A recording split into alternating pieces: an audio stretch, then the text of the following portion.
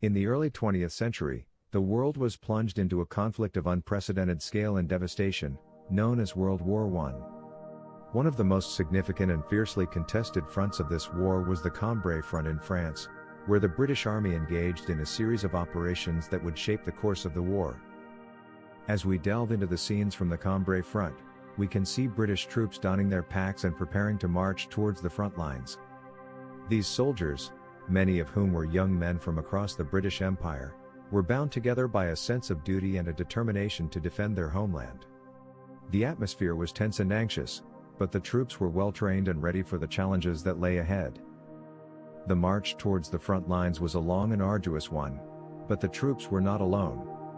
Horses were a vital part of the war effort, and they were used to pull supply carts and artillery caisson. The sight of these animals, so full of strength and grace, was a source of comfort and inspiration for the soldiers as they trudged through the mud and the muck. Cavalry units were also a key part of the British Army's operations on the Cambrai front. These horse-mounted soldiers were highly mobile and versatile, capable of reconnaissance, raid, and attack. As they advanced in column, the cavalry units were a powerful and awe-inspiring sight, one that struck fear into the hearts of the enemy. Artillery was a crucial component of the war, and the British Army had some of the most advanced and deadly artillery pieces of the time. We can see them being pulled into position, ready to unleash a storm of fire and steel upon the enemy. The infantry units, meanwhile, were busy digging in, creating trenches and fortifications that would protect them from enemy fire and provide a base for their operations. French troops were also present on the Cambrai front, and they marched in column alongside their British allies. The French and British armies had a long and complex history, but in the face of a common enemy, they were able to work together and support one another. As the operations on the Cambrai front progressed, the British Army began to employ a new and revolutionary weapon, the tank. These armored, tracked vehicles were able to traverse the rough and muddy terrain of the battlefield with ease, and they were heavily armed and armored. The sight of these fearsome machines, advancing implacably towards the enemy, was a powerful psychological blow to the German forces. The German troops, meanwhile, were on the defensive, and many of them were captured and guarded by the British.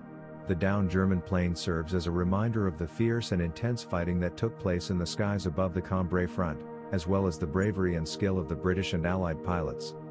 The Battle of Cambrai was a British offensive on the Western Front during World War I that took place from November 20 to December 8, 1917. The battle marked the first large-scale, effective use of tanks in warfare. The officers of the British Tank Corps sought an area where they could achieve success with tanks, and Colonel J.F.C. Fuller drew up a plan for a large-scale raid on a canal-enclosed pocket southwest of Cambrai in northern France. The raid was transformed into a full-fledged offensive with the aim of capturing Cambrai and thrusting towards Valenciennes, but the British lacked the resources for these goals due to the ongoing Battle of Passchendaele. The Third Army, under the command of General Sir Julian Byng, carried out the operation to relieve pressure on the French front. The offensive was launched against the Hindenburg Line along a 10-mile front, with 19 British divisions, 476 tanks, and 5 horsed cavalry divisions assembled for the attack. The British armoured force was moved into position at night to avoid detection by German aerial reconnaissance, and cloudy weather limited air operations during the day. The British tanks achieved a breakthrough on the first day of the battle, and they captured around 7,500 prisoners at a low cost in casualties. However, bad weather prevented the cavalry from exploiting the breakthrough, and the British were unable to reinforce their positions in time. On November 30th, the German Second Army, under the command of General Georg von der Marwitz, launched a counterattack with 20 divisions against the flanks of the British salient. The British were able to parry the attack in the north, but in the south, the Germans broke through.